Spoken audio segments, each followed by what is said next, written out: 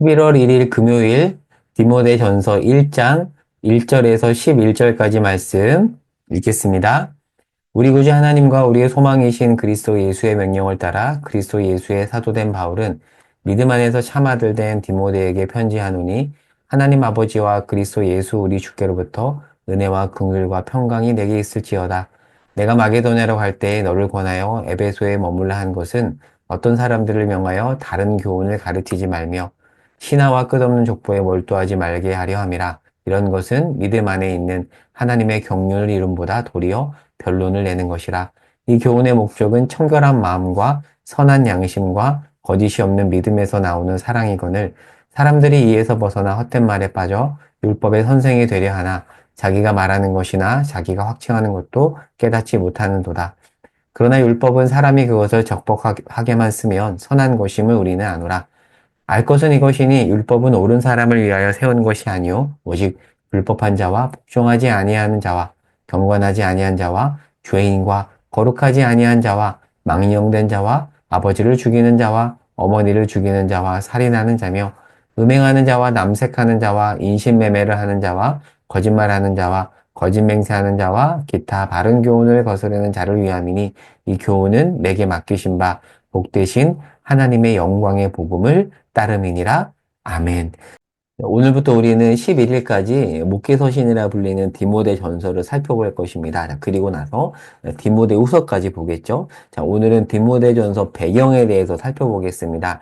자, 사도 바울은 사도행전 28장에 보면 로마 감옥에 투옥이 되는데, 자, 이때 투옥을 1차 투옥이라고 합니다. 2차 투옥은 쇠창살에 감금되는 거고요. 1차 투옥은 우리가 생각하는 그런 쇠창살 감옥 투옥이 아니라 가택연금 상태입니다. 가택연금은 뭐냐면 거주지에 감시하는 사람이 있는 채로 약간의 자유가 보장되는 어떤 그런 형태의 감금입니다. 그래서 사람도 조금 자유롭게 만날 수가 있었어요. 물론 어느 정도 제한이 있겠지만 바로 그러한 형태의 감옥이 가택연금 상태인데 사도행전 28장 마지막 부분에 가면 이런 형태로 감금되었다라는 내용이 나오거든요. 자, 이때 사도 바울이 네 권의 편지를 쓰는데 이것을 우리는 보통 옥중서신이라고 하죠.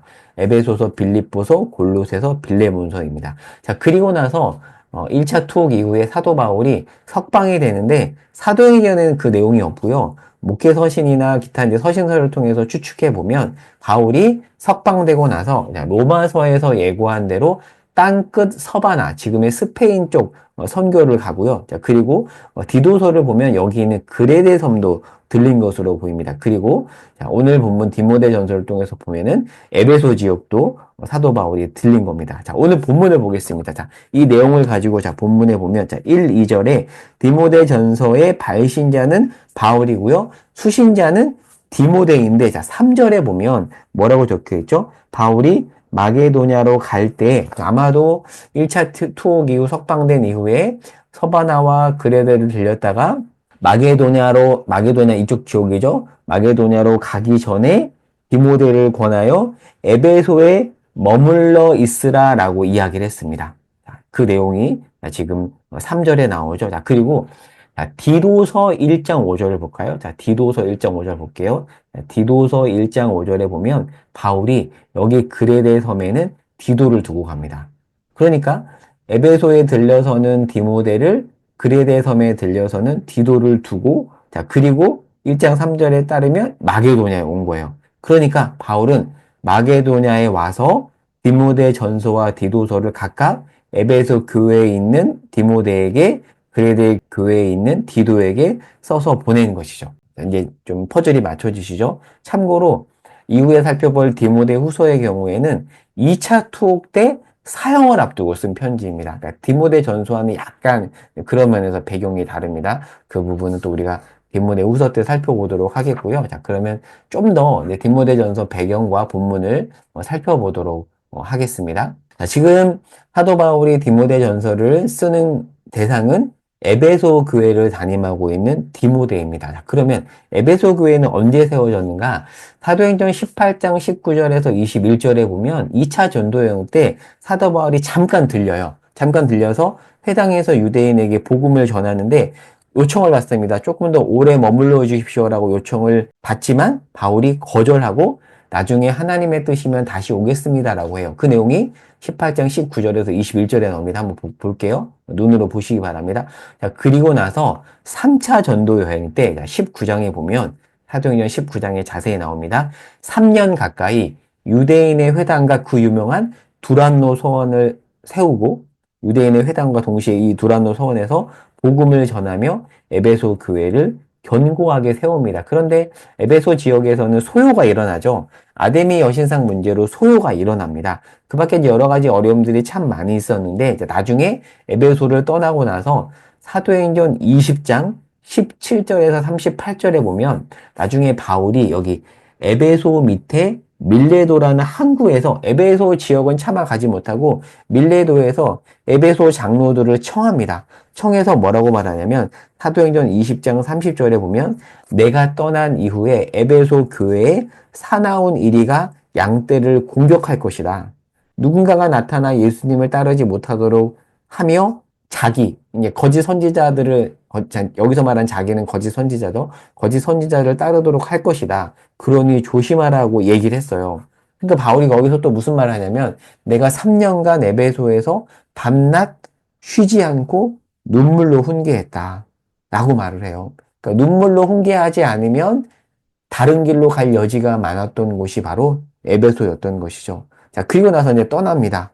자, 떠나고 나서 이제 한참 시간이 흘러서 자, 오늘 본문에 보니까 어떤 상황이 펼쳐진 거죠? 바울이 우려했던 대로 사나운 이리 때가 와서 에베소 교회를 무너뜨린 겁니다. 자, 그것을 본 사도 바울이 1차 투옥 석방을 이제 둘러보다가 이 문제를 보고 나서 누구를 에베소 교회에 보낸 것이죠? 디모데를 보냅니다. 자, 그리고 디도는 그레데 교회에 보내요. 여러분, 나중에 디도서를 볼 때 우리가 보겠지만 그레데 교회는 정말 엄청난 곳이에요. 물론 에베소 교회도 엄청난 곳이지만 나쁜 의미에서 엄청나다는 건데요. 문제가 진짜 많았거든요. 각각 이렇게 디모데와 디도를 파송합니다. 그리고 나서 그들이 잘 목양할 수 있도록 편지를 보내는 게 바로 디모데 전서와 디도서입니다. 자, 그러면 디모데가 담임하고 있는 에베소 교회에는 어떤 문제가 생겼는가? 자, 오늘 본문에 보면 두 단어가 대비가 되는데 3절에 보면 다른 교훈이라는 표현이 있고요. 10절에 보면 어떤 표현이죠? 바른 교훈이라는 표현이 있습니다. 그러니까 에베소 교회 안에 이미 바울을 통해서 바른 교훈이 전해졌는데 지금 뭐가 들어온 거죠? 바른 교훈이 들어와서 바른 교훈과 다른 교훈이 충돌하고 있습니다. 자, 그런데 본문에 따르면 어떤 단어들이 나오냐면 신화, 끝없는 족보, 율법이라는 단어가 나오는 것으로 보아서 다른 교훈을 전한 자들은 유대인과 관련된 사람들로 보입니다. 왜냐하면 에베소에는 꽤 큰 유대인 공동체가 있었다라고 해요. 그들이 사절에 보면 신화와 헛된 족보, 끝없는 족보에 몰두해서 그것을 에베소 교인들에게 바울이 떠난 이후에 가르쳤던 것이죠. 아마도 율법에 기술된 구약 성경을 코에 걸면 코걸이, 귀에 걸면 귀걸이, 이혈령, 배혈령식으로 곡해해서 해석한 잘못된 교리를 가르친 것으로 보입니다. 그것이 다른 교훈인데 바울은 디모데를 통해서 바른 교훈을 전해주고 싶은데 자, 본문에 따르면 바른 교훈의 목적은 무엇인가? 5절에 나오죠. 이 교훈의 목적은 청결한 마음과 선한 양심과 거짓이 없는 믿음에서 나오는 사랑이거늘. 그런데 다른 교훈이 전해지자 이것과 반대되는 열매가 나타난 것이죠. 자, 이들이 다른 교훈에 빠져서 7절에 보면 율법의 선생이 되려고 하는데, 그러니까 율법 때문에 문제가 생긴 거예요. 자, 그런데 바울이 8절에서 뭐라고 말하냐면 율법 자체는 문제가 없다. 8절 읽어볼게요. 그러나 율법은 사람이 그것을 적법하게만 쓰면 선한 것이다. 그런데 그들은 율법을 왜곡했다. 그러니까 율법이 문제가 아니에요. 문제는 율법의 곡해가 문제인 것이죠. 다른 말로 한다면 구조의 문제가 아니라 방향의 문제입니다. 이 말이 이해가 되시나요? 알버트 월터스의 창조 타락 구속이라는 책에 보면 구조의 문제가 있고 방향의 문제가 있다고 하거든요. 예를 들면 여러분 우라늄 있잖아요. 우라늄을 잘 쓰면 원자로 발전해 쓸 수 있겠지만 잘못 쓰면 핵무기로 쓸 수 있잖아요. 그 자체의 문제가 아닙니다. 그러니까 핵무기를 쓰는 것은 무엇의 문제이죠? 구조의 문제가 아니라 방향의 문제입니다. 그러니까 지금 율법으로 문제가 일어난 것은 율법 자체의 구조의 문제가 아니라 율법의 곡회, 즉 방향의 문제인데 지금 사도 바울이 에베소 교회에 디모데를 보냄으로써 그 방향의 문제를 바로 잡고 있는 것이죠. 그래서 이들이 제대로 율법을 이해하고 교회를 바로 세울 수 있도록, 교회가 견고히 세워질 수 있도록, 문제가 해결될 수 있도록 권면하고 있습니다. 오늘 말씀을 정리하고 적용해 볼게요. 자, 어떤 교회들은 사도 바울이 굉장히 짧게 머물러서 세운 교회들이 있거든요. 데살로니가 교회 같은 경우는 새 안식일 동안 복음을 전했다고 하니까 3주, 좀 길게도 볼 수 있는데 얼마 머물지 않았어요. 그리고 고린도 교회 같은 경우도 18개월. 그리고 다른 교회는 더 짧게 머물거든요. 그런데 에베소 교회는 사도 바울이 무려 3년 가까이 꽤 오랜 기간 머물면서 세웠던 교회입니다. 자, 그런데 그 위대한, 우리가 볼 때 저 같은 여린, 작은 개척교회 목사가 볼 때 사도 바울은 뭐 최고의 담임 목사잖아요. 그런데 그런 담임 목사가 세웠던 교회에도 이렇게 문제가 생기는구나. 그리고 후임을 잘 보냈음에도 문제가 생기는구나. 한편으로는 위로가 되기도 해요. 목회자로서. 왜요? 훌륭한 사람이 목양해도 교회는 문제가 생기는구나. 그러니까 한편으로는 위로가 되는데, 뭐, 이거 여러분 잘못 해석하지 마시기 바랍니다. 이 위로가 된다는 말을. 그러니까, 저는 늘 자책하거든요. 아, 내가 연약해서 문제가 생기는, 아니요. 교회에는 이렇게 늘 문제가 생기는 거죠. 바울이 세운 교회도 문제가 생기고, 디모데가 목양하는 교회도 문제가 생깁니다. 중요한 건 뭐냐면, 그 이유인 거죠. 이 땅에 문제 없는 교회는 없습니다. 최선을 다해도 문제가 생깁니다. 중요한 것은 어떻게 해결하나이죠. 근데 바울은 지금 어떻게 해결하는가? 이 문제를 보고 방관하지 않고요. 적극적으로 개입하여서 해결합니다. 열심히 기도하고 상황을 구체적으로 파악해서 사람을 보내고 권면도 합니다. 인사가 만사라고 하잖아요.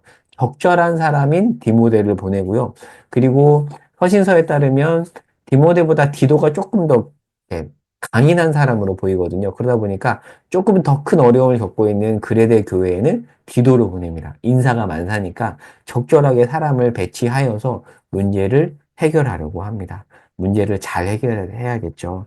자, 오늘 내용을 이제 정리하면서 오늘은 특별히 기도를 요청하고 싶어요.